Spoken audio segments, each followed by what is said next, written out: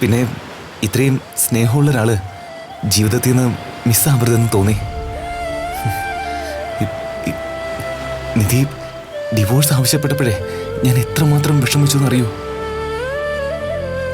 ഈ ഡിവോഴ്സ് കിട്ടിയ നമുക്ക് രണ്ടുപേർക്ക് ഈ കുരുക്കിൽ നിന്ന് രക്ഷപ്പെടാം, സന്തോഷമായിട്ട് ഇനിയുള്ള കാലം ജീവിക്കാന്നൊക്കെ നിധി പറയാറില്ലേ.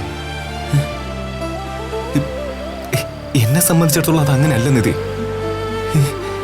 അതിലും ഒരു സന്തോഷവും എനിക്കുണ്ടാവാൻ പോകുന്നില്ല. നിധിയുടെ കൂടെ ജീവിക്കുന്നതിലും വലിയ വേറൊരു സന്തോഷം എനിക്കില്ല നിധി. ഇടോ, താനെൻ്റെ ഭാര്യയായിരിക്കുന്നതാണ് എനിക്ക് സന്തോഷം. ഈ തമ്മിൽ പിരിയുന്നത് എനിക്ക് ആലോചിക്കാൻ പോലും പറ്റൂലെന്നേ.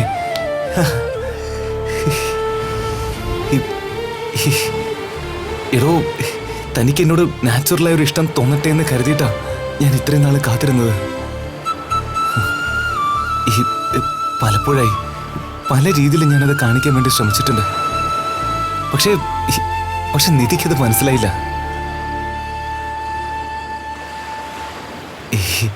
ഈ നമ്മുടെ വിവാഹം ഒരു ഫേക്ക് മാരേജ് ആണെന്ന് നിധി പറഞ്ഞപ്പോഴെല്ലാം അത് അങ്ങനെയല്ല എന്ന് പറയണമെന്ന് എനിക്കുണ്ടായിരുന്നു. ഞാൻ അതിനെ കാണുന്നതൊരു റിയലായിട്ടാണെന്ന് എനിക്ക് വിളിച്ച് പറയണമെന്നുണ്ടായിരുന്നു. പക്ഷെ എനിക്ക് എൻ്റെ ഉള്ളിലൊരു പേടിയായിരുന്നു നിധി. താൻ എങ്ങനെ എന്നോട് റിയാക്ട് ചെയ്യാന്നുള്ളൊരു പേടി. എന്നാ അത് ഇപ്പൊ ആ ഒരു പേടി ഇല്ലെന്ന് ചോദിച്ചു കഴിഞ്ഞാൽ ഉണ്ട്, തീർച്ചയായിട്ടും ഉണ്ട്. പക്ഷേ ഇനി ആ പേടി മനസ്സിൽ വെച്ചോണ്ടിരുന്നാൽ ശരിയാവില്ലെന്ന് തോന്നി നിധി. ഉള്ളിലുള്ളതൊക്കെ അങ്ങ് തുറന്ന് പറയാന്ന് കരുതി. ഈ പ്രേമമൊക്കെ ഒറ്റയ്ക്ക് ചുമക്കുന്നത് വലിയ പാടാ നിധി. എന്നെ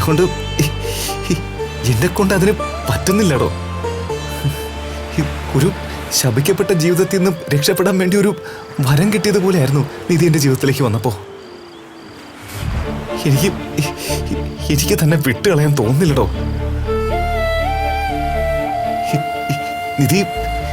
നിധി കാരണമാ എൻ്റെ വീടൊരു വീടായി മാറിയത്. ഈ ബന്ധങ്ങളുടെയൊക്കെ ഒരു വിലയില്ലേ, അത് ഞങ്ങളെ പഠിപ്പിച്ചത് നിധിയാ.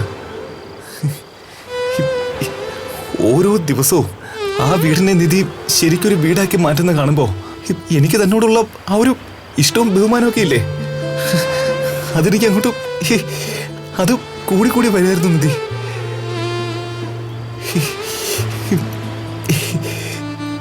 ഇടോ, തന്നെ ഒരിക്കലും വിട്ടുപോകുന്നാണോ ഞാൻ പ്രാർത്ഥിച്ചിട്ടുള്ളത്. ഇയാള് ഹോസ്റ്റലിലേക്ക് പോയൊരു സമയമില്ലേ, ആ സമയത്തൊക്കെ എനിക്ക് ശരിക്കും ഭ്രാന്ത് പിടിച്ചതുപോലെയായിരുന്നു.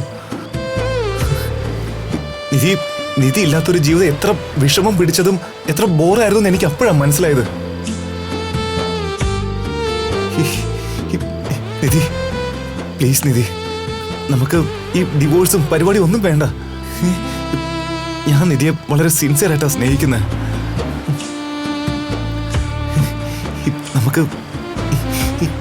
നമുക്ക് ഒരുമിച്ച് ജീവിച്ചൂടെ?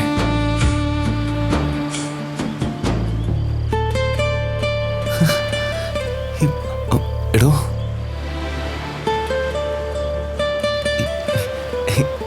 ഹലോ, ഈ താനെന്തോന്നും പറയാത്തെ? സംസാരിച്ചു കഴിഞ്ഞു? ആ, കഴിഞ്ഞു. ഞാൻ പറഞ്ഞത് നിധി മുഴുവനും കേട്ടല്ലോ അല്ലേ? കേട്ടു. എന്നാ എന്തേലും മറുപടി പറഞ്ഞൂടെ? ഇങ്ങനെ മിണ്ടാതിരുന്ന ഞാൻ എന്താ കരുതാ? ഇയാളെന്നെ സ്നേഹിക്കണമെന്നല്ലേ പറഞ്ഞേ? ആ, അതെ. അത് ഈ ലവ് അറ്റ് ഫസ്റ്റ് സൈറ്റ് എന്നൊക്കെ പറയില്ലേ, കണ്ട ദിവസം മുതലേ. എടോ, ഒരിക്കലും പിന്നീട് കാണില്ല എന്ന് കരുതിയവരെ വിധി പരസ്പരം കുരുക്കിയിട്ട കഥയാണ് നമ്മുടേത്. ആ ദിവസം മുതൽ ഇന്ന് വരെ എനിക്ക് തന്നോടുള്ള ഇഷ്ടം കൂടി വന്നിട്ടേ ഉള്ളൂ. ഇത്രയും കാലത്തെ ജീവിതം കൊണ്ട് നിധിക്കും എന്നോട് കുറച്ചൊക്കെ ഇഷ്ടം തോന്നി തുടങ്ങിയിട്ടുണ്ടാവൂല്ലേ? അല്ലേ? ഞാൻ പറഞ്ഞ ശരിയല്ലേ? എന്ന് ഞാൻ പറഞ്ഞോ? നിങ്ങളെ ഇഷ്ടമാണെന്ന് ഞാൻ എപ്പോഴെങ്കിലും പറഞ്ഞോന്ന്? നിങ്ങൾ ഇഷ്ടപ്പെടാനുള്ള ഒരു കാരണം പറയാമോ? മനസ്സിലായില്ല. എനിക്ക് നിങ്ങളോട് ഇഷ്ടം തോന്നി തുടങ്ങിയിട്ടുണ്ടാവെന്ന് പറഞ്ഞില്ലേ? അതിന് അറ്റ്ലീസ്റ്റ് ഒരു കാരണം പറയാമോ? ഞാൻ നിങ്ങളെ എന്തിനു ഇഷ്ടപ്പെടണം? അത് അങ്ങനെ ചോദിച്ച ഇയാള് പറഞ്ഞൊക്കെ ഞാൻ ചെയ്തു തന്നിട്ടില്ലേ? ഈ കല്യാണം മുടക്കണമെന്ന് പറഞ്ഞു, അത് ചെയ്തു തന്നു. തിരുവനന്തപുരത്ത് ജോലി വേണമെന്ന് പറഞ്ഞു, അതും കിട്ടി. ഇതൊക്കെ ഞാൻ കൂടി സഹായിച്ചുകൊണ്ട് നടന്നതല്ലേ? അതെ, ശരിയാ. ഇതിനെല്ലാം സഹായിച്ച നിങ്ങൾ തന്നെയാ. ചെയ്ത ഉപകാരങ്ങൾക്ക് നന്ദി വേണം, അത് പറയാൻ വേണം. അല്ലാതെ പ്രേമിക്കുകയാണോ വേണ്ടത്? നിങ്ങളെപ്പോലൊരു ഫ്രോഡിനെ ഞാൻ എന്തിനു ലവ് ചെയ്യണം? ഫ്രോഡോ? താൻ എന്തൊക്കെയാ പറയുന്നേ? ഇനി ഞാൻ എങ്ങോട്ടാ പോയെന്നറിയോ? എവിടേക്കാ? ഓഫീസിലേക്കല്ലേ? നിങ്ങളുടെ എന്റെയും കല്യാണം നടത്തി തന്നില്ലേ ആ പോലീസ് സ്റ്റേഷനിലേക്ക്? അത് നടത്താൻ മുന്നിട്ട് നിന്ന് നിങ്ങളുടെ ഗോപി പോലീസിനെ കാണാൻ. എപ്പോ ഡിവോഴ്സ് പെറ്റീഷൻ കൊടുത്താലും അയാൾ എന്തിനു വിളിക്കണം? എന്തോ കള്ളത്തരുണ്ടെന്ന് എനിക്ക് അന്നേ തോന്നി, അതുകൊണ്ട് തന്നെ പോയതാ. നാടകം മുഴുവൻ എനിക്ക് മനസ്സിലായി. തത്ത പറയും പോലെ ഗോപി പോലീസ് എല്ലാം പറഞ്ഞു. നിങ്ങൾ ചെയ്ത എല്ലാ ഫ്രോഡ് പണിയും എനിക്ക് മനസ്സിലായി. എന്തൊക്കെ എക്സ്ക്യൂസുകളായിരുന്നു? ഗോപി പോലീസിനോട് വക്കീൽ പറഞ്ഞിട്ടുണ്ടാവും, അല്ലെങ്കിൽ കോടതിയിൽ ഇൻഫോം ചെയ്തിട്ടുണ്ടാവും, അല്ലേ? ഒരു നാണോ ഇല്ലാതെ ഇങ്ങനെ നുണ പറയാൻ എങ്ങനെ കഴിയുന്നത് എനിക്ക്? ഗോപി പോലീസിനെ പോയി കണ്ടതും ഡിവോഴ്സിന്റെ കാര്യം അയാളോട് പറഞ്ഞതും നിങ്ങളാ. നിങ്ങൾ നിർബന്ധിച്ചിട്ടാ അയാൾ എന്നെ വിളിച്ചോണ്ടിരുന്നത്, അല്ലേ? അല്ല, അത് വേറൊന്നുമല്ല നിധി. ആ പറഞ്ഞോ, ന്യായീകരിക്കാൻ പോക്കറ്റിൽ ഏത് സമയവും റെഡിമെയ്ഡ് ആയിട്ട് നുണയുണ്ടാവുമല്ലോ. അയ്യോ, ഇത് നുണയല്ല നിധി. എടോ തന്നെ എനിക്ക് ഒരുപാട് ഇഷ്ടമായിരുന്നോ. ഡിവോഴ്സ് എന്ന് പറഞ്ഞു വന്നപ്പോ അത് തടയാൻ എനിക്ക് വേറെ ഒരു വഴിയും തോന്നിയില്ല. പോലീസ് സ്റ്റേഷനിൽ നിന്ന് വിളിച്ചു പറഞ്ഞ നിധി വിശ്വസിക്കുമെന്ന് ഞാൻ കരുതി. അതെ, ഞാനൊരു കഴുതയാണല്ലോ. ഡിവോഴ്സിന് അപ്ലൈ ചെയ്താ കോടതിയിൽ നിന്ന് പോലീസിനൊക്കെ അറിയിച്ച് പോലീസ് നമ്മളെ വിളിച്ച് ചോദിക്കുന്നു. ഇത്രയും വിദ്യാഭ്യാസമുള്ള എന്നെ ഒരു തവണ നിങ്ങൾ വിശ്വസിപ്പിച്ചല്ലോ. ഞാനൊരു മരക്കഴുത തന്നെയാ. നിധി അങ്ങനൊന്നും അല്ല. പ്ലീസ് വിശദീകരിക്കാൻ നിൽക്കരുത്, അത് കേട്ട് എനിക്ക് കലി വരും. അല്ല, ആധാർ കാർഡില്ലാതെ നമ്മുടെ കല്യാണം എങ്ങനെ കഴിഞ്ഞു ഞാൻ ചോദിച്ചില്ലേ? അപ്പൊ എന്താ പറഞ്ഞേ? അത് പോലീസുകാർ എങ്ങനെയെങ്കിലും സംഘടിപ്പിച്ചായിരിക്കുന്നു, അല്ലേ? സത്യം പറ, അങ്ങനെയായിരുന്നോ? അത് അവര് തന്നെ അത്. എന്റെ ആധാർ കാർഡ് പോലീസിന് കൊടുത്ത നിങ്ങളാ. എന്നാൽ ഒരു പ്രൂഫും കൊടുക്കാതെ കല്യാണം നടത്തിയെന്ന് നിങ്ങൾ എന്നെ പറഞ്ഞു പറ്റിച്ചു. ഇപ്പൊ എനിക്ക് മനസ്സിലാവുന്നുണ്ട്, എല്ലാം ഒരു നാടകമായിരുന്നു. എന്നെ വിവാഹം കഴിക്കണം എന്നുള്ള ഉദ്ദേശത്തോടുകൂടി തന്നെയാ പോലീസ് സ്റ്റേഷനിലേക്ക് കൂട്ടിക്കൊണ്ടുപോയത്.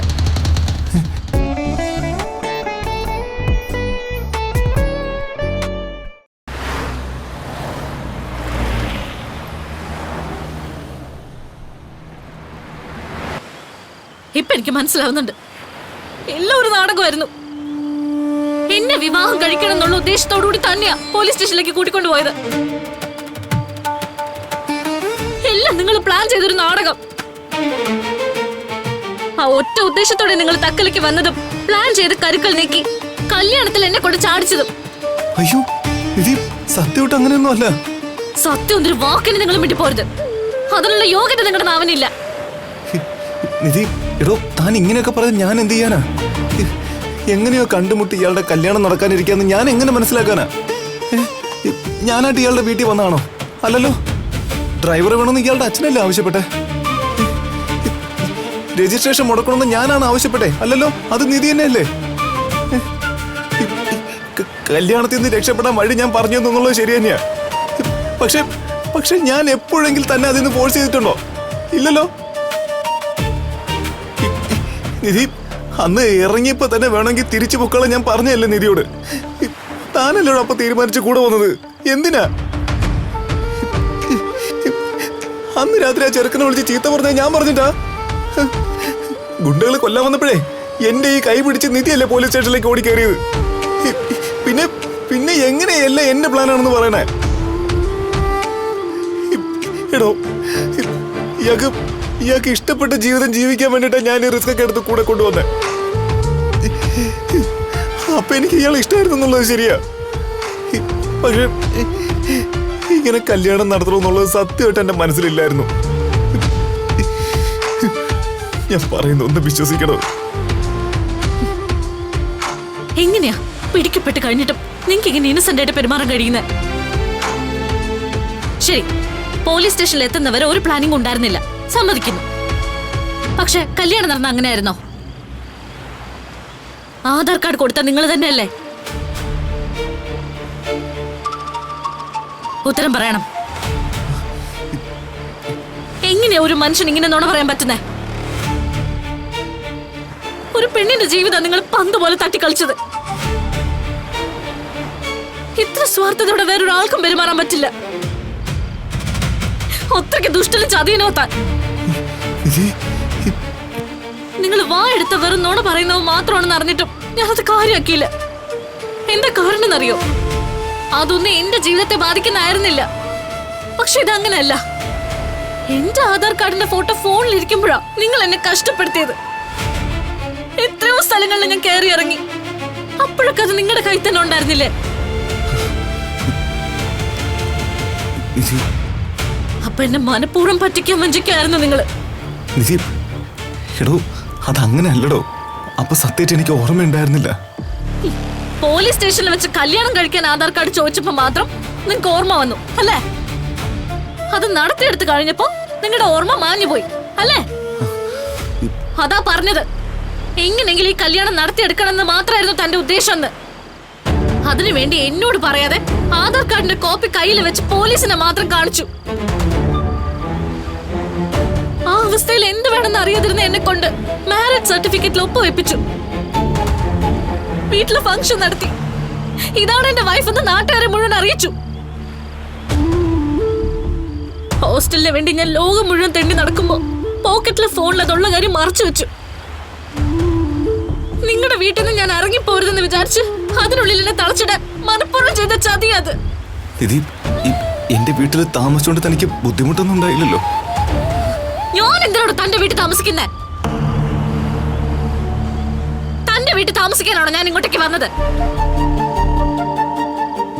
എന്റെ വിദ്യാഭ്യാസത്തിനനുസരിച്ചുള്ള ഒരു ജോലി കണ്ടെത്തി എനിക്കിഷ്ടമുള്ള ഒരു ജീവിതം ജീവിക്കാനാണ് ഞാൻ വീട് വിട്ടിറങ്ങിയത്. അല്ലാതെ താൻ നിശ്ചയിക്കുന്ന പോലെ ജീവിക്കാനല്ല. പ്രൂഫ് ഇല്ലാതെ എങ്ങനെ ഈ കല്യാണം നടന്നു ഞാൻ ചോദിച്ചപ്പോഴെല്ലാം അയ്യോ അറിയില്ല എന്ന് നടിക്കായിരുന്നു നിങ്ങള്. നിങ്ങളൊരു തനി ഫ്രോഡാ, നുണയനും ചതിയനുവാ. ഞാനിതൊക്കെ വിശ്വസിച്ച തനി കഴുതാ, മരക്കഴുതാ. ഞാൻ പറയുന്ന ഒന്ന് മിണ്ടിപ്പോരുത്, ഒരക്ഷരം മിണ്ടിപ്പോരുത്. ഡിവോഴ്സ് നടക്കാതിരിക്കാൻ സ്റ്റേഷനിൽ ചെന്ന് പോലീസിനെ മാനിപ്പുലേറ്റ് ചെയ്ത് അയാളെ കൊണ്ട് എന്നെ വിളിപ്പിച്ച് അത് എന്റെ അടുത്തുനിന്ന് ഒന്നും അറിയാത്തതിനെ പോലെ കേട്ടു നിന്നവനല്ലേ താൻ. തന്നെക്കാളും വലിയൊരു ക്രിമിനൽ ആരാണോ ഉള്ളത്? You are A criminal. സ്വന്തം ഇഷ്ടത്തിന് എന്ത് ചെയ്യാൻ മടിക്കാത്ത താനി ക്രിമിനൽ. തന്നെ പോലൊരു ചതിയാണ് ഞാൻ എന്റെ ജീവിതത്തിൽ കണ്ടിട്ടില്ല.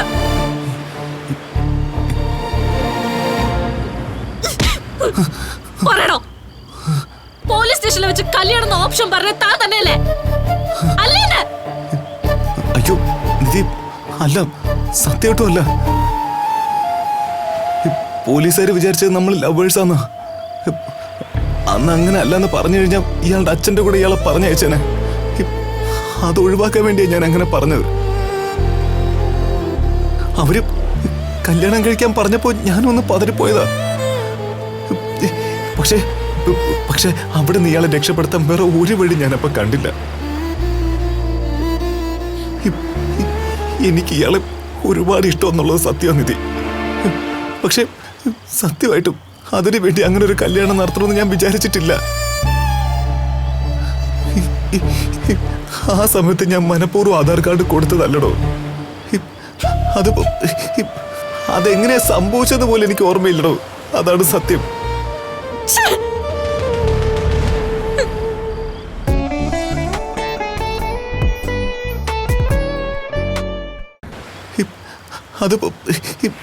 അതെങ്ങനെയാ സംഭവിച്ചത് പോലെ എനിക്ക് ഓർമ്മയില്ലടോ. അതാണ് സത്യം.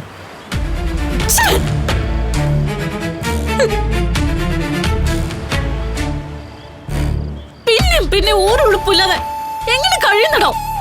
എടോ, താൻ കാര്യങ്ങളൊന്നും വേണ്ട വിധത്തിൽ മനസ്സിലാക്കാത്തോണ്ടാ. അന്ന് ആ കല്യാണം നടന്നില്ലായിരുന്നെങ്കിൽ അവര് തന്നെ പിടിച്ചോണ്ട് പോയിട്ട് ആ ഓസ്ട്രേലിയൻകാരനെ കൊണ്ട് കെട്ടിപ്പിക്കുമായിരുന്നു. കല്യാണം നടന്നുകൊണ്ട് മാത്രമാണ് അവര് സ്വന്തം ഇഷ്ടത്തിന് ജീവിക്കാൻ വേണ്ടി നിധിയെ വിട്ടത്. അതുകൊണ്ടാ നിധിക്ക് ഇപ്പൊ ഇഷ്ടമുള്ള ജോലി ചെയ്യാൻ പറ്റണേ. ഇനിയിപ്പോ കല്യാണം കഴിയാതെയാണ് നിധി ഇവിടെ ഏതെങ്കിലും ജോലി ചെയ്ത് ജീവിക്കാൻ തുടങ്ങിയതെങ്കിലേ അപ്പൊ ഉറപ്പായിട്ട് അവര് പിടിച്ചോണ്ട് പോവായിരുന്നു. നിധി ആ നിലയ്ക്ക് നോക്കുമ്പോ നിധിക്ക് എന്നെ കൊണ്ട് ഉപകാരം ഉണ്ടായിട്ടില്ലേ നിധി? വെറുതെ ഒരു കുറ്റവാളിയാക്കി സംസാരിക്കരുത് ഏട്ടാ. താൻ കുറ്റവാളി തന്നെയാണോ? സ്വന്തം തെറ്റുകളെ ന്യായീകരിക്കാൻ എന്ത് നുണയും പറയുന്ന കുറ്റവാളി. എന്നോട് താൻ പറഞ്ഞതെല്ലാം നുണയാ. തന്നെ പറ്റി, തന്റെ കുടുംബത്തെ പറ്റി, വീടിനെ പറ്റി, അങ്ങനെ എന്നോട് നിങ്ങൾ പറഞ്ഞതെല്ലാം നുണയായിരുന്നു. എന്നിട്ടിപ്പോ എനിക്കെല്ലാം മനസ്സിലായിട്ടും വീണ്ടും മുഖത്ത് നോക്കി നുണ പറയാൻ ഒരു ഉളുപ്പുമില്ലാത്ത ഗജ ഫ്രോഡാ താൻ. താൻ ഈ വഞ്ചകൻ. തന്റെ അടുക്കൽ നിൽക്കുന്ന പോലെ എനിക്ക് നടക്കണം. ഓ, താനാ എനിക്ക് പ്രപ്പോസൽ ഇട്ട് വരുന്നത്. ഇങ്ങനെ നോക്കെടുത്ത നുണ പറയുന്ന താനൊക്കെ ഒരു ആണാണോ? തന്നെ ഞാൻ പ്രേമിക്കണം പോലും.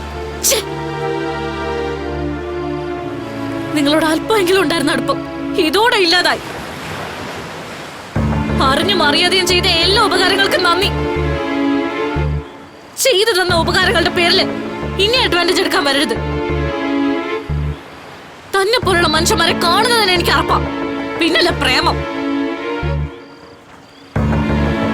ഈ കല്യാണത്തെ ഇനി റിയൽ മാരേജ് ആയിട്ട് മാറ്റാൻ താൻ വിചാരിക്കണ്ട. ഞാൻ ജീവിതത്തിൽ എടുത്ത ഏറ്റവും ശരിയായ തീരുമാനം ഡിവോഴ്സാ. ഇനി എന്റെ മുന്നിൽ പോലും വരാൻ നോക്കരുത്. പറഞ്ഞില്ലെന്ന് വേണ്ട. നിധി, ഞാൻ പറയുന്നു കേക്ക്. നിധി, നിധി, നിധി.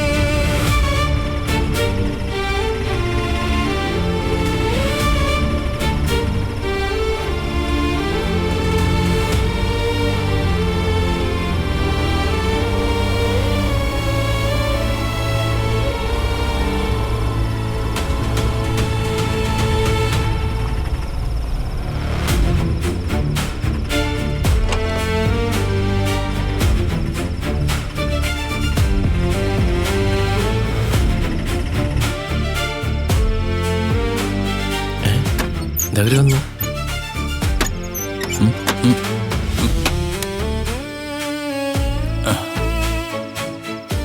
സുധീഷേ,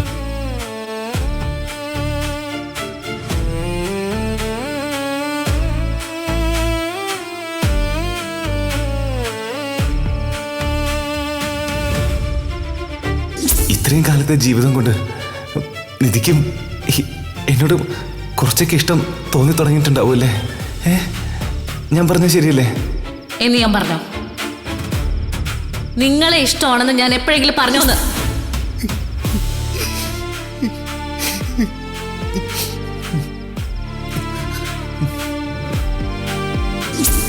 നിങ്ങളെപ്പോലൊരു ഫ്രോഡിനെ ഞാൻ എന്തിനു ലവ് ചെയ്യണം?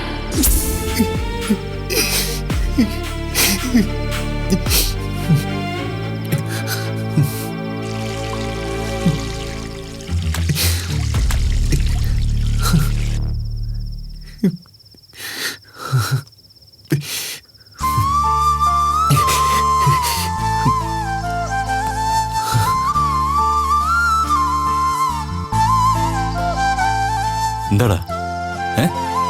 എന്തു പറ്റി സുധീഷേട്ടാ? ഏട്ടാ എന്തു പറ്റി? സുധീഷേട്ടാ എന്താ? എന്തു പറ്റി പറഞ്ഞില്ലേ? നിങ്ങളാരും കിടന്നില്ലേ? ചോദിച്ചതിന് ഉത്തരം പറ. പറഞ്ഞില്ലേ? ഇല്ല, പറഞ്ഞില്ല. അതിന് സമയം കിട്ടിയില്ല. ഇത്ര നേരം എടുത്തിട്ടും സമയം കിട്ടിയില്ലെന്നോ? അതല്ലടാ, അത് പറയാനുള്ള സമയമായിട്ടില്ല. അതാ പറയാഞ്ഞ. അപ്പോ ഇത്ര നേരം എന്ത് ചെയ്യായിരുന്നു? അത് ചുമ്മാ സംസാരിച്ചോണ്ടിരുന്നു. ഇതിനാണോ ഇത്ര ബിൽഡപ്പ് ഒക്കെ ചെയ്തു പോയത്? ഇന്ന് എന്തായാലും ഓപ്പണായിട്ട് എല്ലാം പറയുന്നു. സുഭാഷിനോട് തള്ളി വെച്ചേക്കുവായിരുന്നേ. ഛേ, ഞാൻ കിടക്കാൻ പോവാ.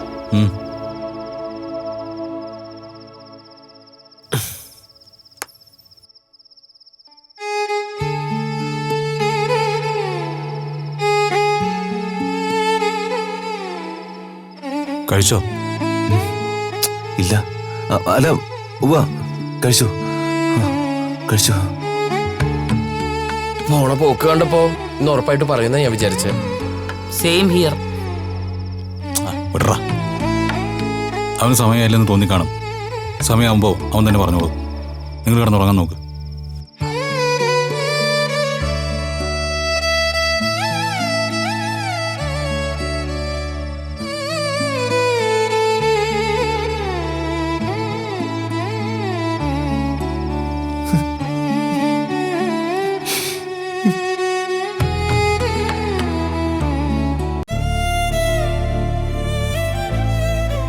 ഇങ്ങനെ ചതി ഉള്ളിൽ വെച്ചാണ് നിങ്ങൾ വിവാഹം കഴിച്ചെന്നറിഞ്ഞോ ഇവിടെയുള്ളവർക്ക് സഹിക്കില്ല. നിങ്ങളെക്കുറിച്ചുള്ള നാണക്കേട് കൊണ്ട് അവരെന്റെ മുന്നിൽ തല കുനിക്കേണ്ടി വരും. നീയും സുധീഷും തമ്മിൽ എന്തെങ്കിലും വഴക്കുണ്ടോ?